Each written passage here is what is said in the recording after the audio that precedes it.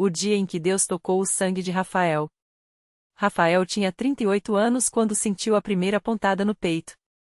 Achou que fosse só cansaço, afinal, trabalhava desde as 5 da manhã como motorista de caminhão, carregando sacas de cimento sob o sol escaldante de Ribeirão Preto. Mas a dor não passou. Piorou. Em poucos dias, sua perna esquerda incharam como se tivesse sido picada por um enxame de abelhas, e a simples ideia de caminhar até a cozinha o deixava ofegante. O médico do posto de saúde olhou para ele com gravidade depois dos exames. Tromboembolismo venoso profundo.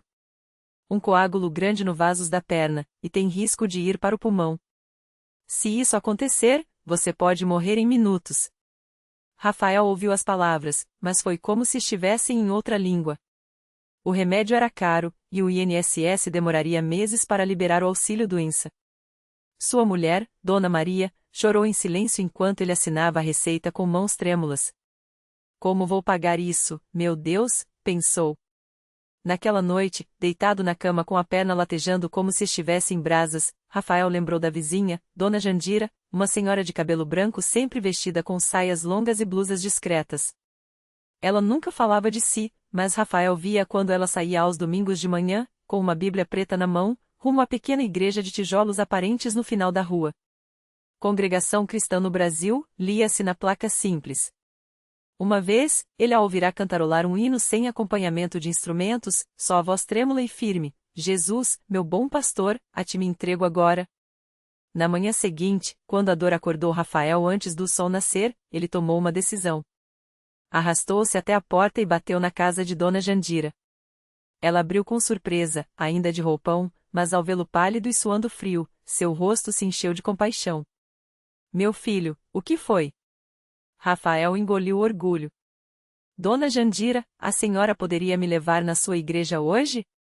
Preciso de ajuda. O salão da Congregação Cristã no Brasil era simples, paredes brancas, bancos de madeira envernizada, um púlpito sem adornos. Não havia instrumentos musicais, nem telões, nem holofotes. Só irmãos e irmãs vestidos com modéstia, as mulheres de saias abaixo do joelho, os homens de camisas abotoadas até o pescoço. O ar cheirava a café fresco, servido depois do culto, e a papel de Bíblia. Rafael sentou-se no fundo, envergonhado. Sua perna latejava, e ele temia que alguém notasse sua calça jeans surrada demais para aquele lugar. Mas ninguém o olhou com julgamento. O ancião, um homem de barba grisalha e voz serena, abriu a reunião com uma oração que pareceu subir direto ao céu: Senhor, aqui estamos, pecadores necessitados da tua misericórdia. Abençoa cada um que veio com fome de ti. Depois, vieram os hinos. Rafael nunca tinha ouvido coisa igual. Voz e sem acompanhamento, só a melodia pura saindo dos corações. Quão bom é confiar no Senhor e em seu amor descansar.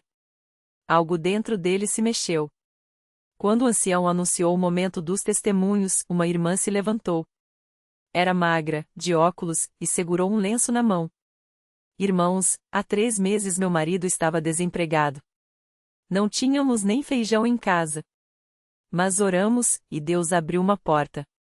Hoje, ele tem trabalho e podemos pagar as contas. Louvado seja Deus! O salão respondeu em uníssono: Louvado seja Deus! Rafael sentiu lágrimas queimando seus olhos. Aquilo não era teatro. Era real. Na semana seguinte, Rafael voltou.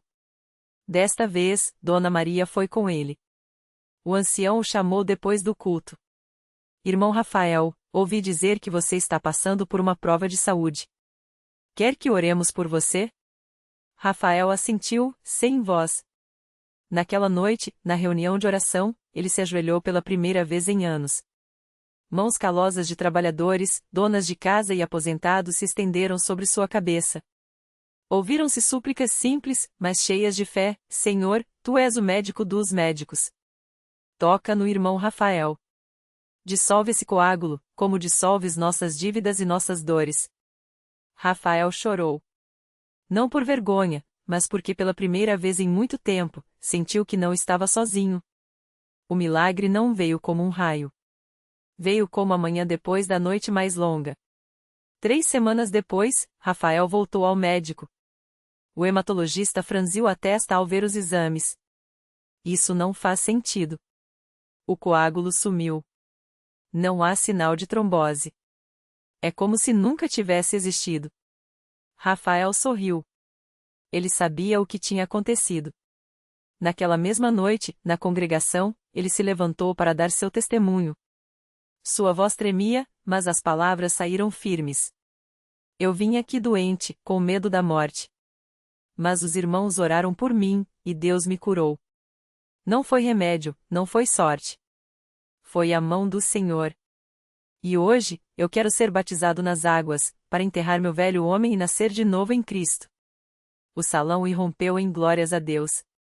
Na semana seguinte, Rafael desceu às águas da pia batismal, vestindo a túnica branca que simbolizava sua purificação. Quando emergiu, sentiu algo mais leve que a água escorrendo de seu cabelo. Era o fardo da incredulidade se indo embora. Hoje, Rafael ainda dirige caminhão, mas agora canta hinos enquanto dirige. Sua perna nunca mais inchou. Dona Maria costura para as irmãs da igreja, e os dois servem café nos cultos, lado a lado. Sempre que um visitante chega com o rosto marcado pela dor, Rafael se aproxima e diz: Irmão, eu já estive onde você está. Mas Deus não desampara os seus. Vem, ajoelha aqui com a gente. A lição que ele aprendeu não foi só sobre cura. Foi sobre uma igreja que não tem altares de ouro, mas tem corações de ouro. Que não precisa de holofotes porque sua luz vem de cima. E que, quando um irmão cai, 100 mãos se estendem para levantá-lo. Porque na congregação cristã no Brasil, os milagres não são contados apenas nos testemunhos. São vividos, dia após dia, na fé simples de quem acredita que Deus ainda fala e ainda cura. No mesmo bairro onde Rafael e Dona Maria serviam com tanto amor, morava uma jovem chamada Ana. Ela tinha apenas 23 anos, mas carregava um peso que parecia esmagar sua alma. Desde pequena, sofria de crises de ansiedade tão fortes que, às vezes, achava que ia sufocar. Os médicos receitavam remédios, os amigos diziam para se acalmar, mas ninguém entendia o desespero que a dominava nas madrugadas, quando o silêncio parecia gritar. Até que um dia, depois de mais uma noite sem dormir, Ana viu um cartaz colado no poste: culto de oração, Congregação Cristã no Brasil. Todos são bem-vindos. Algo dentro dela sussurrou: vai. Ela não sabia explicar por quê, mas entrou na igreja com as mãos trêmulas e o coração batendo tão forte que pensou que todos ouviram. O templo era simples, sem luxo, mas cheio de um calor que ela nunca havia sentido. As irmãs a receberam com um sorriso tão sincero que Ana sentiu lágrimas queimando seus olhos. Quando o culto começou e os hinos subiram em uníssono, ela percebeu que não estava sozinha naqueles medos. Havia pessoas ali que também tinham lutado, que também tinham chorado, mas que agora cantavam com uma paz que ela invejava.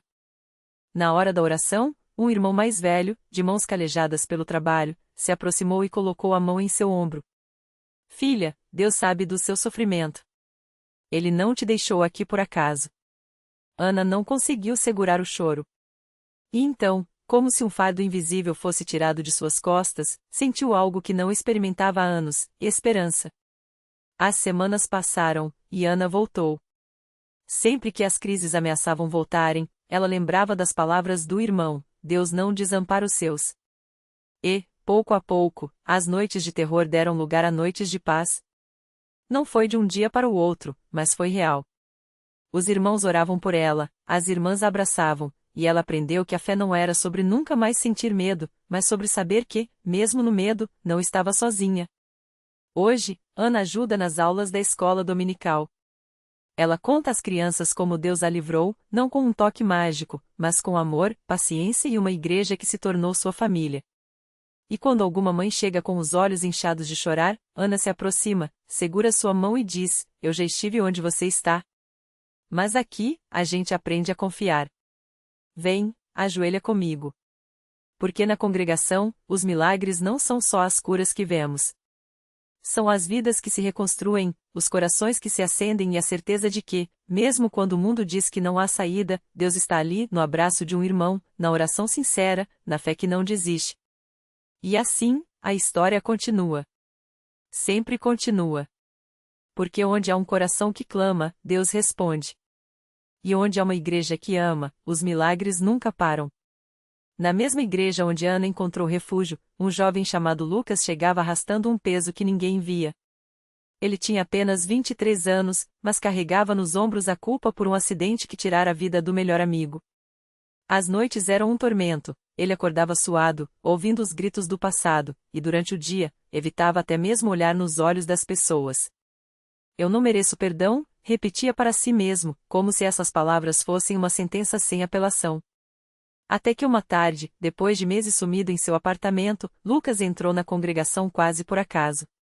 Não foi pela pregação, nem pela música, foi porque viu um cartaz simples: Deus não desiste de você. Aquelas palavras o atingiram como um soco no peito. Ele sentou no último banco, de cabeça baixa, pronto para sair correndo a qualquer momento. Mas então, algo inesperado aconteceu. Um irmão mais velho, o irmão Paulo, sentou-se ao seu lado sem dizer nada.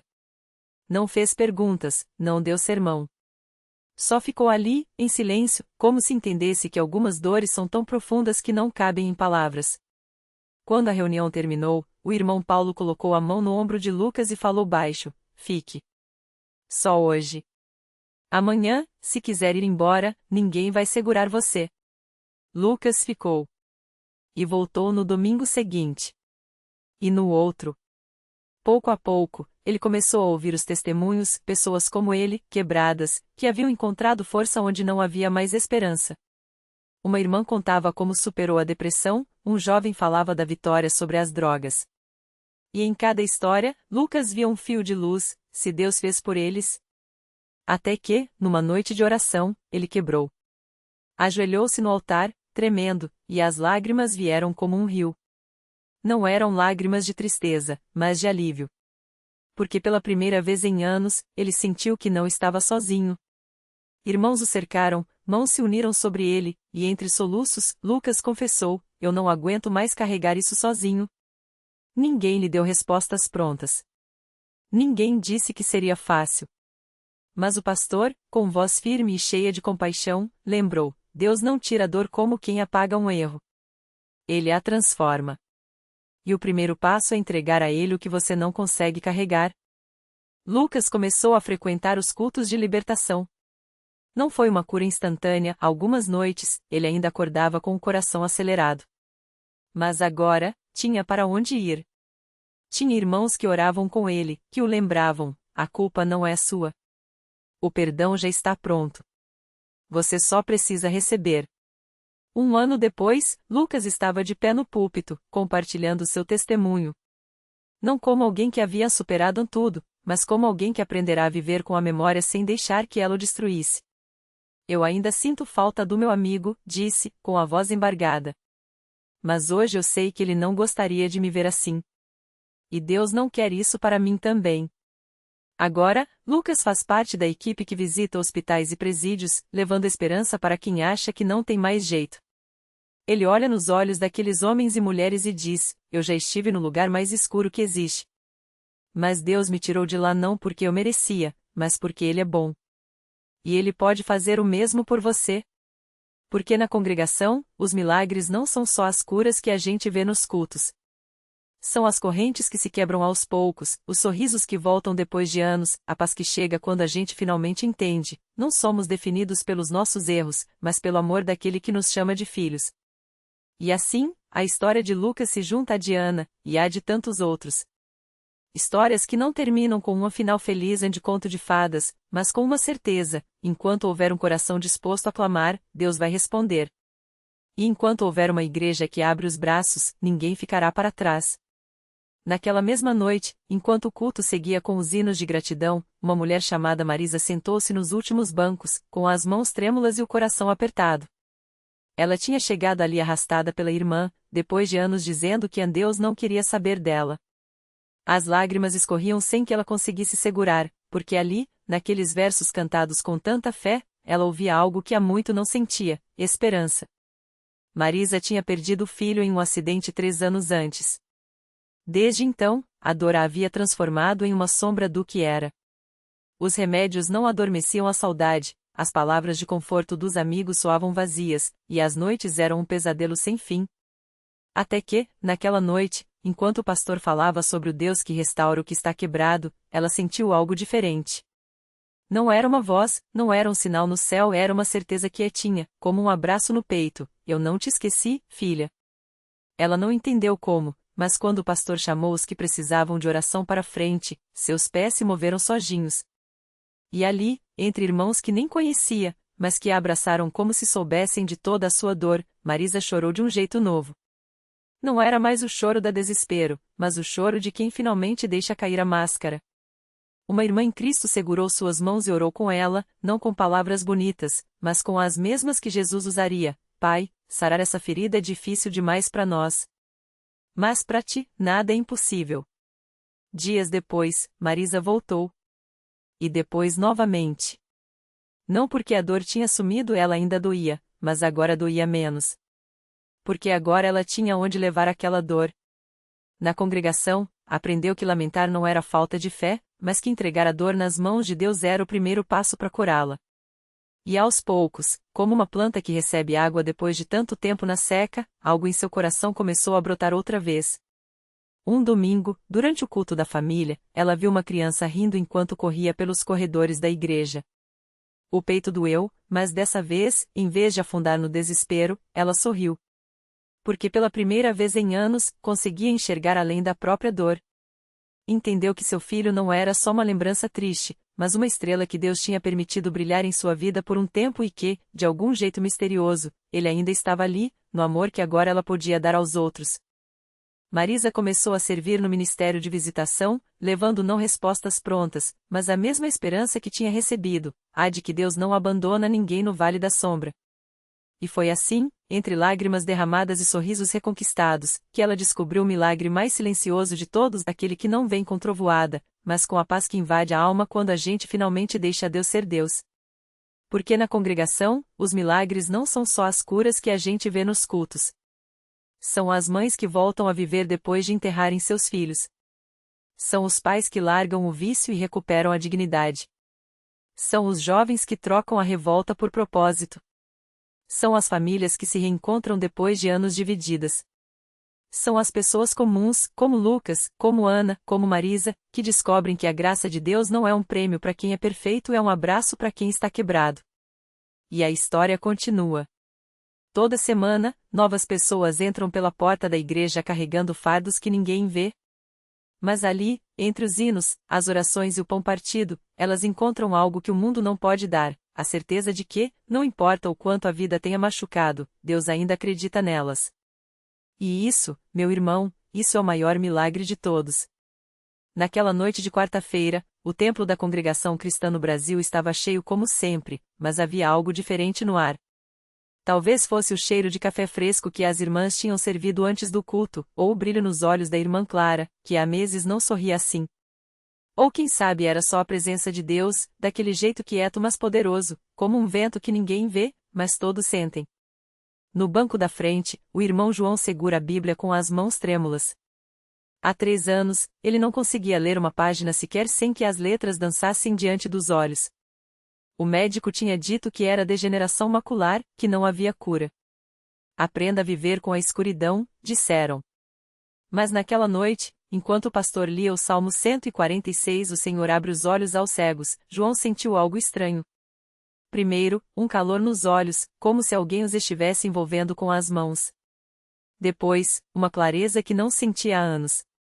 Ele piscou, olhou para o lustre do templo, para as letras do inário, e viu. Tudo nítido. Tudo vivo. Quando se levantou para dar o testemunho, as lágrimas escorriam sem parar, e a igreja inteira chorou com ele. Deus não esquece de ninguém, repetia, como se não acreditasse nas próprias palavras. Do outro lado do salão, a jovem Amanda apertava contra o peito um papel amassado, era a carta de demissão que tinha escrito na véspera.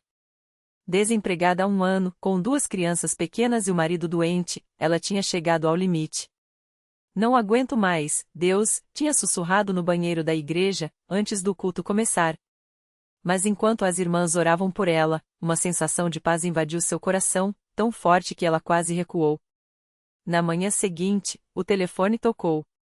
Era a empresa onde tinha se candidatado meses atrás, ligando para dizer que, por um erro no sistema, seu currículo tinha sido perdido, mas agora, inexplicavelmente, tinha aparecido de novo. Poderia vir hoje para uma entrevista? Perguntou a moça do RH. Amanda segurou o telefone, olhando para o céu através da janela da cozinha. Sabia que não era coincidência. E tinha também o caso do irmão Mateus, que ninguém mais esperava ver ali. Ele tinha sumido por 2 anos, afundado no álcool depois que a esposa o deixou, levando os filhos. Os irmãos oravam por ele, mas as notícias que chegavam não eram boas: brigas, dívidas, noites nas ruas. Até que uma madrugada, exausto e com frio, ele se encostou na porta da igreja só para se abrigar. Não tinha força nem para entrar. Mas então ouviu uma voz suave, firme dentro dele: levanta. Eu ainda tenho um plano para você. Não era um som, era uma certeza. Mateus empurrou a porta, caiu de joelhos no primeiro banco e chorou como nunca. Hoje, ele está de pé no púlpito, contando como Deus o tirou da lama, lhe deu um emprego, e milagre maior restaurou o relacionamento com os filhos. Eles me chamam de pai de novo, diz, e a voz falha. Deus não só me salvou. Ele me deu uma família outra vez. Essas histórias não são exceções. São a regra na CCB. Porque ali, entre as paredes simples e os bancos de madeira, algo sobrenatural acontece quando o povo de Deus se une em fé. Não é magia, não é show. É o Evangelho vivo, agindo como agiu há 2000 anos, curando, libertando, restaurando. E o mais lindo é que ninguém sai dali o mesmo. Até quem entra só para acompanhar acaba descobrindo que Deus estava esperando por eles o tempo todo. Porque o maior milagre não é só o tumor que some, ou a dívida que se paga, ou o vício que se quebra. É o coração que se rende, a vida que ganha sentido, a alma que finalmente entende: você não está sozinho. Deus vê. Deus ouve. E Deus age mesmo quando a gente já desistiu de acreditar. O milagre se completou quando ele abraçou a filha pela primeira vez. Era a mesma menina que, anos antes, ele havia abandonado por medo, por vergonha, por não saber como ser pai. Mas ali, no meio daqueles bancos de madeira, entre lágrimas e risos, ela correu para ele assim que o reconheceu. Pai, eu sempre soube que você voltaria, sussurrou, apertando-o como se o mundo pudesse desmoronar se o soltasse. Ele não tinha palavras. Só gratidão. Porque Deus não apenas sarou seu corpo do câncer que os médicos chamavam de terminal, não apenas lhe deu forças para largar o álcool que o destruía, ele reconstruiu o que o homem havia quebrado. Restaurou o que o tempo, o erro e a dor tinham roubado. E ali, entre aquelas paredes simples, ele entendeu: milagres não são só o que vemos. São o que nos transforma. O tumor sumiu, mas o maior sinal de Deus foi a mão da filha na sua, o perdão no olhar da esposa que voltou, a paz que encheu o vazio que ele carregava há décadas. Porque a CCB não é um lugar de fórmulas, é um lugar de encontros. Encontro com aquele que não desiste de nós, mesmo quando nós desistimos de nós mesmos. Alguns chegam arrastando dores, outros carregando dúvidas, muitos só para ver como é. Mas ninguém sai igual. Porque Deus não faz milagres para impressionar, Ele os faz para nos lembrar: você é amado. Você tem valor. E nada, absolutamente nada, está perdido para Ele. A lição: Deus não muda as circunstâncias para depois mudar você. Ele muda você para que as circunstâncias percam o poder sobre sua vida. E quando isso acontece, até o impossível se curva, porque a fé não é sobre o tamanho do milagre, mas sobre o tamanho do Deus em quem acreditamos. Naquele dia, ele não saiu só curado. Saiu novo. E você também pode. Basta entrar.